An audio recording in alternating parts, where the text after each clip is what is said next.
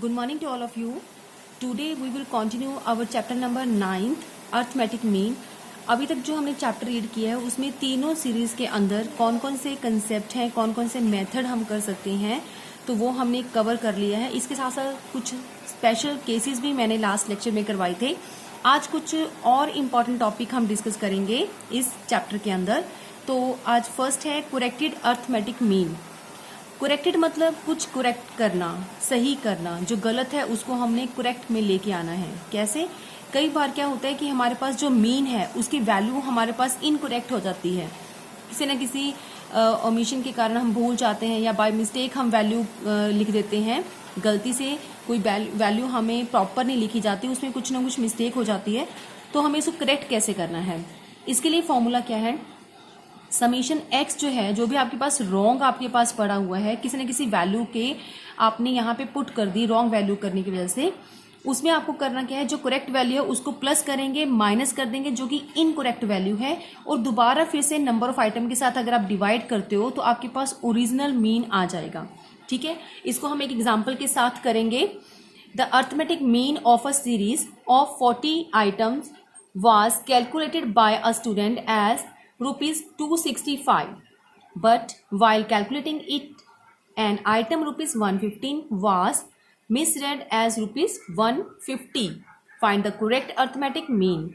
इस क्वेश्चन में हमें क्या बोला जा रहा है कि अर्थमेटिक मीन किसी भी सीरीज का हमें दिया हुआ है, वो कितना दिया है? 265. ठीक है, कितने आइटम है टोटल? n कितना है हमारे पास? 40. यानी कि ये क्या हो गया हमारे पास? n. और ये क्या हो गया हमारे पास? मीन. तो हमें बोला गया है कि जब हम कैलकुलेट कर रहे थे तो उसमें क्या हुआ कि जो एक आइटम थी हमारी वो 150, हमने उसको गलती से रीड कर लिया है. कितनी थी करेक्ट वैल्यू? 115. तो ये मिस्टेक होगी हमारी कैलकुलेशन करते हुए. तो हमें करेक्ट करना है अर्थमेटिक मीन को. तो सबसे फर्स्ट हम क्या लिखेंगे? फॉर्मूला, जो अभी मैंने आपको समझाया है कि पहले हमें क्या करना पड़ेगा. इसका फॉर्मूले में समीशन एक्स जो है वो पता होना चाहिए. तो समीशन एक्स कैसे फाइंड आउट करते हैं हम इसका आंसर निकालने के लिए? पहले हम सिंपल मीन, जो हम अब तक जो है मीन का फॉर्मूला नोट करते आए हैं, वो हमने यहाँ पे नोट करना है. ठीक है, तो यहाँ पे क्या करेंगे, समीशन जो एक्स है जो गलती से आया हुआ है वो हमने यहाँ पे देखना है. कैसे फाइंड आउट करेंगे कि समीशन एक्स कितना है? क्योंकि हमें क्वेश्चन में समीशन एक्स गिवन नहीं है, हमें तो सिर्फ मीन गिवन है और नंबर ऑफ आइटम्स गिवन है. इस फॉर्मूले के अंदर हम वो चीज़ पुट करेंगे. मीन कितना है? 265. और समीशन एक्स कितना है? It was not given in the question but number of items is given in the question, that is 40. अगर हमें समीशन एक्स को फाइंड आउट करना है यहाँ से, तो हमें पता है कि 265 मल्टीप्लाई 40 करेंगे तो हमारे पास क्या आ जाएगा? समीशन एक्स आ जाएगा, और वो बन जाता है 10,600. एक बार आप ध्यान से देखो इसको. मीन दिया हुआ है, समीशन एक्स अपॉन एन, जो आइटम आपको गिवन है आपने वो पुट करनी है, जैसे कि मीन गिवन है और एन गिवन है, बट समीशन एक्स की रिगार्डिंग कुछ भी इंफॉर्मेशन हमें क्वेश्चन में गिवन नहीं है. यहाँ से आप समीशन एक्स जो है वो इजीली फाइंड आउट कर सकते हो, और वो बन जाता है 10,600.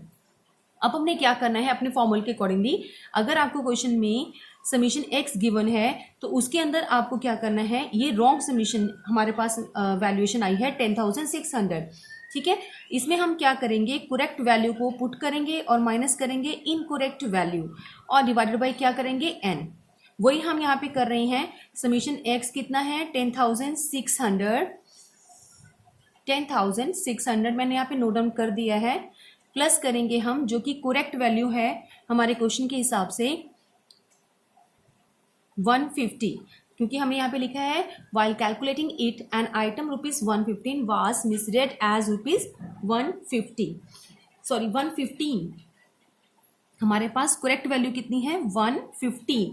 और इनकरेक्ट वैल्यू कितनी है क्वेश्चन के अंदर, जो हम गलती से उसको रीड कर चुके हैं, वो है 150. ठीक है, तो 115 हमने करेक्ट में लिखना है. यहाँ पे मैं आपको माइनस करके दिखा रही हूँ क्या? 150. ओके, क्योंकि ये हमारे पास क्या है? इनकरेक्ट वैल्यू है, और करेक्ट वैल्यू को प्लस करना होता है, इनकरेक्ट वैल्यू को माइनस करना होता है. और इसको अगर हम करेंगे तो कितना आ जाएगा? और डिवाइडेड बाय n भी करेंगे. डिवाइडेड बाय n, वो कितना है 40। इसको सॉल्व करके हमारे पास बन जाता है 10,565, और अगर इसको 40 से डिवाइड करते हैं तो वो बन जाएगा मीन हमारे पास 264.12 रुपीज। इट मीन्स ये हमारा एक्चुअल मीन निकलता है, जो कि सही मायने में आना चाहिए था, लेकिन एक वैल्यू को गलत पढ़ने से हमारे पास आंसर जो है वो बिल्कुल डिफरेंट आ गया था। हमारे पास आया था 265, और जबकि हमारे पास अप्रॉक्सीमेटली 264 पॉइंट समथिंग आ रहा है हमारा एक्चुअल मीन जो है। देखा जाए तो ये बहुत थोड़ा सा फर्क है, ज़्यादा फर्क नहीं है 265, बट अगर कोई भी मिस्टेक हमारी है इस क्वेश्चन में हमारे पास बहुत थोड़ा सा लिटिल बिट डिफरेंस है। लेकिन कई बार हमारे पास सिचुएशन ऐसी आती है कि मीन बहुत फर्क में आता है, जैसे मैं अभी बोल रही थी काफ़ी फर्क है, नहीं, हमारे क्वेश्चन के अकॉर्डिंगली बहुत थोड़ा सा फर्क है, लेकिन बहुत सारे ऐसे क्वेश्चन आ जाते हैं जहाँ पे काफ़ी आपको डिफरेंस नजर आता है। तो हमें यहाँ पे करेक्ट का मेथड पता होना चाहिए कि अगर क्वेश्चन ऐसा आ जाए कि करेक्ट को अगर आपको करना है इनकरेक्ट से करेक्ट करना है तो हमें कैसे करना है। ये एक सिचुएशन हो सकती है, 2 और 3 मार्क्स के अंदर इस तरह का कंसेप्ट हमें आ सकता है। क्लियर।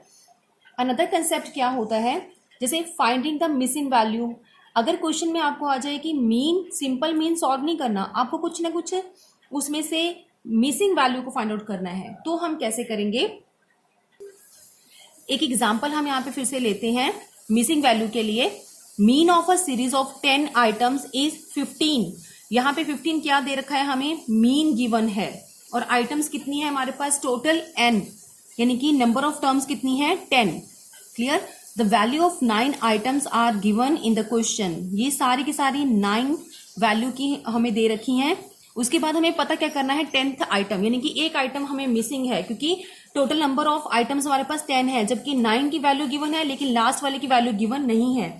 तो हम कैसे करेंगे, मीन हमें पता है, फॉर्मूला क्या होता है हमारे मीन का, जो हम नॉर्मली अब तक करते आ रहे हैं, सभी आइटम्स को प्लस करना। ठीक है, तो हम टर्न वाइज सभी आइटम लिख लेते हैं, x1, x2, x3 up to 9th item तक जितनी भी हमारी वैल्यूज गिवन है हम उन सबको प्लस करेंगे। और उसके अलावा जो हमारे 10th आइटम है वो हमें नहीं पता, उसकी जगह पे हम x10 यानी कि 10th आइटम हमें नहीं गिवन, वो हम एज इट इज लिख देते हैं, और डिवाइडेड बाई क्या करेंगे, क्योंकि जो हमारी ऑब्जर्वेशंस हैं कितनी है 10 के साथ डिवाइड करेंगे।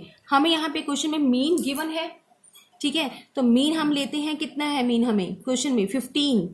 क्लियर।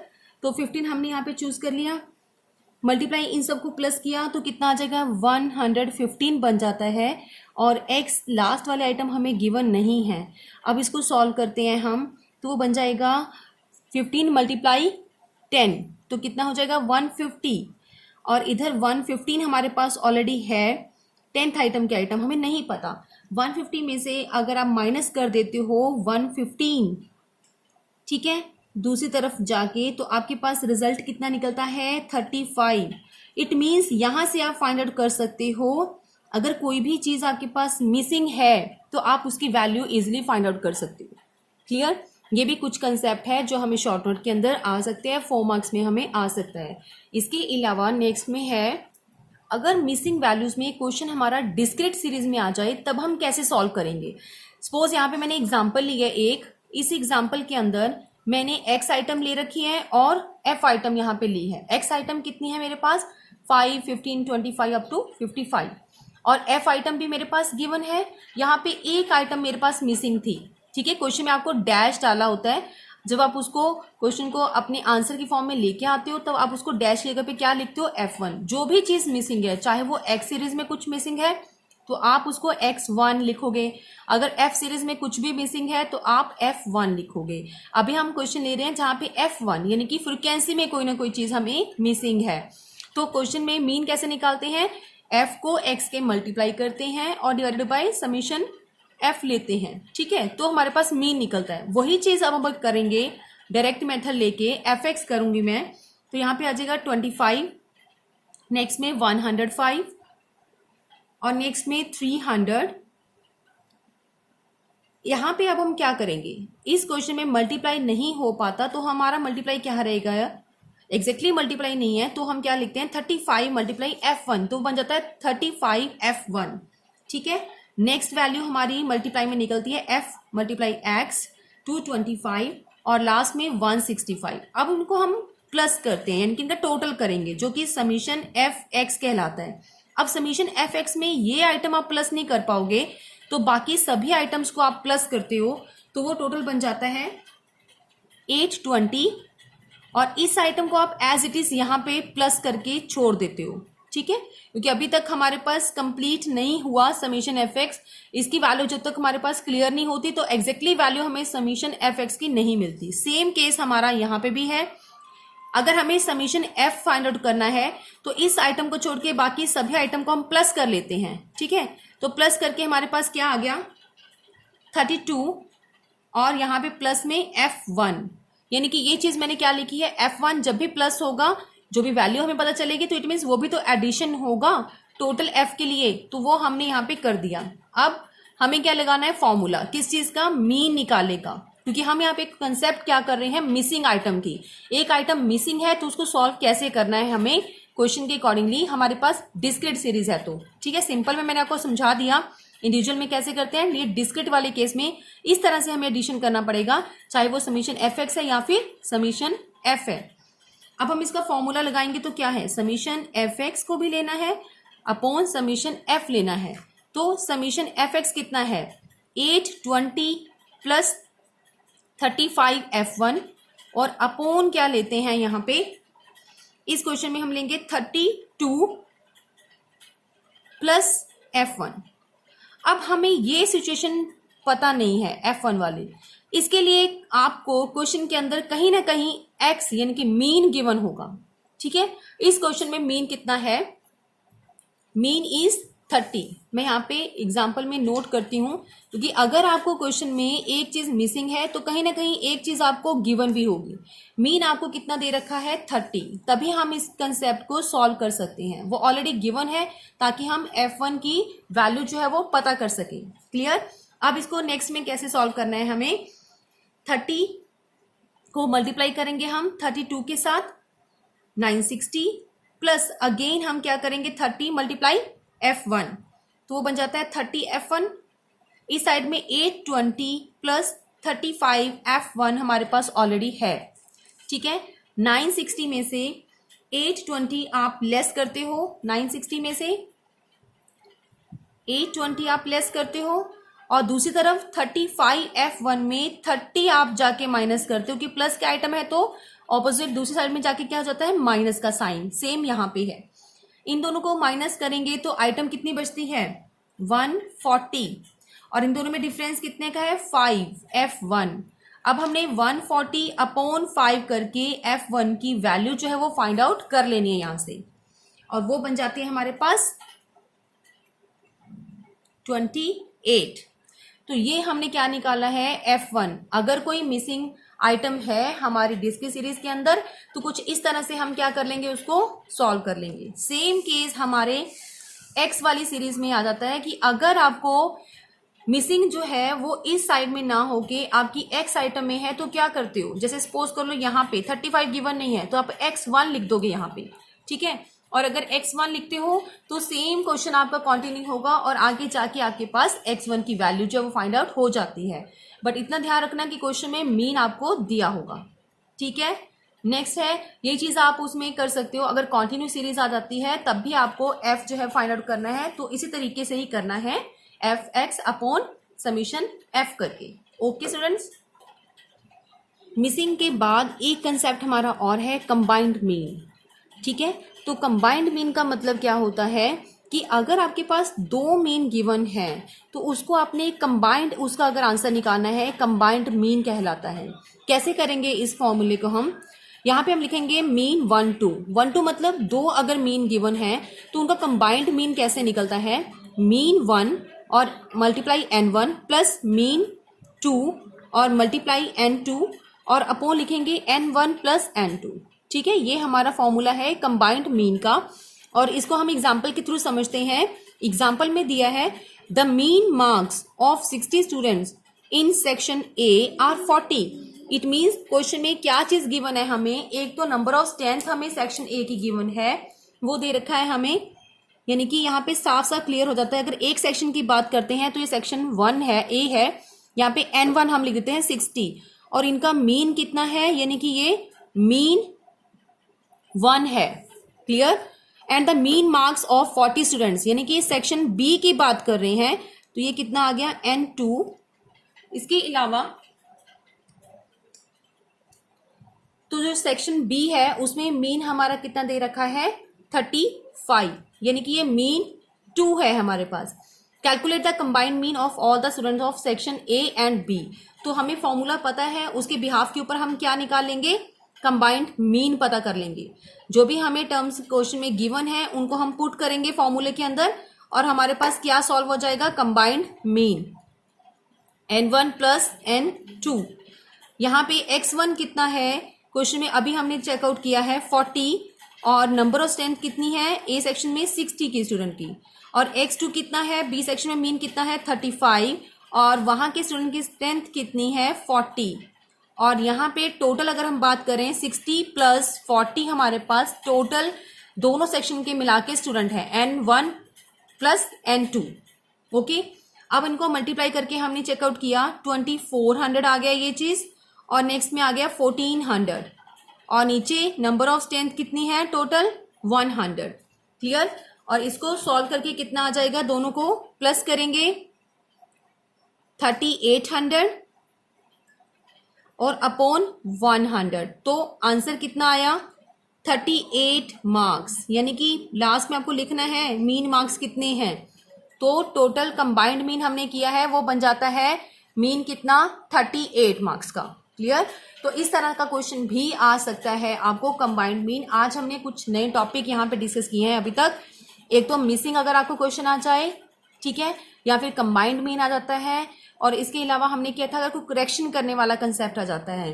तो स्टूडेंट्स यहाँ पे ये कंसेप्ट जो है वो एनसीईआरटी की बुक में आपको नहीं मिलेंगे, तो इसीलिए मैंने आपको ये नोट्स जो है वो सेंड करूंगी, पर ये इंपॉर्टेंट कंसेप्ट है तो हमने यहाँ पे करना ही करने हैं। आपको मैं नोट्स भेजूंगी और इसके भी आपको कुछ क्वेश्चन सेंड करूंगी, वो आपको सॉल्व करने हैं, ठीक है, ताकि आपकी इन छोटे छोटे कंसेप्ट को लेकर प्रैक्टिस हो जाए। एक पॉइंट लास्ट हमारा रह गया, वेटेड एवरेज मीन। अभी तक जो हमने टॉपिक किया था सिंपल अर्थमेटिक मीन किया था, ठीक है।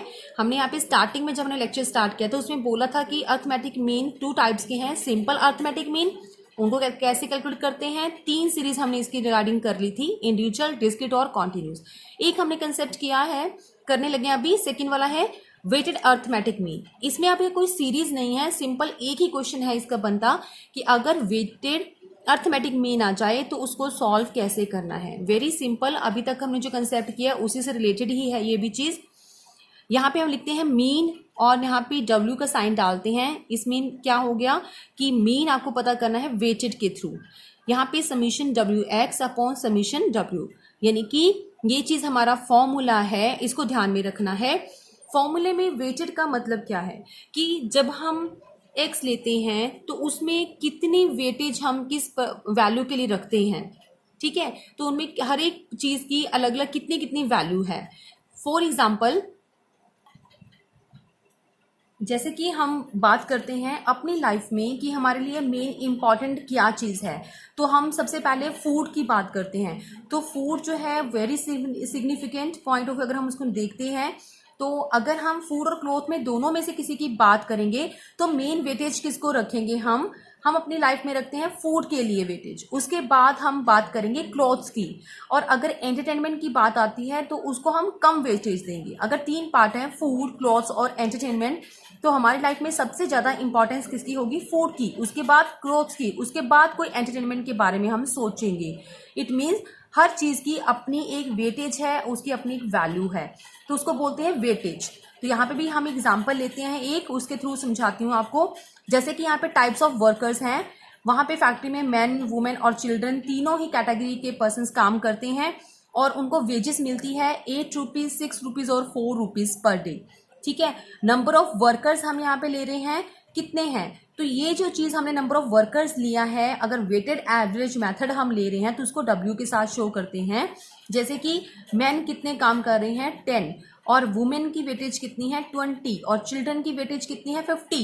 इट मीन्स फैक्ट्री में जो सबसे ज्यादा वर्कर्स हैं वो चिल्ड्रन की कैटेगरी के हैं, यानी कि इनकी वेटेज सबसे ज्यादा है, ठीक है। तो इस तरह से ही अगर आपको ये कैटेगरीज नहीं भी गिवन तो हम इस तरीके से देखते हैं कि x की वैल्यू के अकॉर्डिंगली हम कैटेगरी चेक करते हैं। सबसे मैक्सिमम जो है वो सैलरी किसको मिलती है, यहाँ पे 8, ठीक है। अगर कैटेगरी गिवन है तो ठीक है, अगर नहीं तो हम लेते सबसे ज्यादा मैक्सिमम जो सैलरीज लेते हैं वो कितने हैं 10।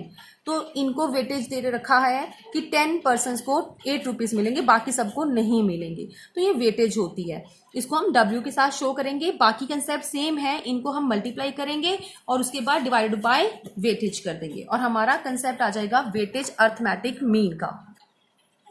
कैसे इसको करेंगे, मल्टीप्लाई करते हैं हम इसको। फर्स्ट हम लेते हैं, दोनों को मल्टीप्लाई किया तो कितना हो गया 80, ठीक है। नेक्स्ट में 120, 200, अब इसका टोटल करेंगे 400 टोटल है हमारा, और सामने हम लिखेंगे समीशन WX जो हमने टोटल किया है। और मीन निकालने के लिए सेम वही ऊपर जो हमने फॉर्मूला लिखा है, वेटेज है तो यहाँ पे वेटेज साथ में मेंशन करेंगे, समीशन WX अपॉन, अब हमें W को क्या निकालना है, टोटल पता होना चाहिए, वो कितना है क्वेश्चन में 80। क्लियर स्टूडेंट्स, अब इसको सिंपली आपको सॉल्व करना है और कुछ नहीं करना। इतना सा कंसेप्ट है वेटेड अर्थमेटिक मीन का, इससे ज्यादा कुछ भी नहीं आता। तो ये हमारा क्या आ गया मीन वेटेड के थ्रू 5। इसमें हमने कोई डिफरेंट सीरीज नहीं करनी जैसे कि हमने सिंपल अर्थमेटिक मीन में किया था। यहाँ पे सिर्फ इतना सा ही कंसेप्ट।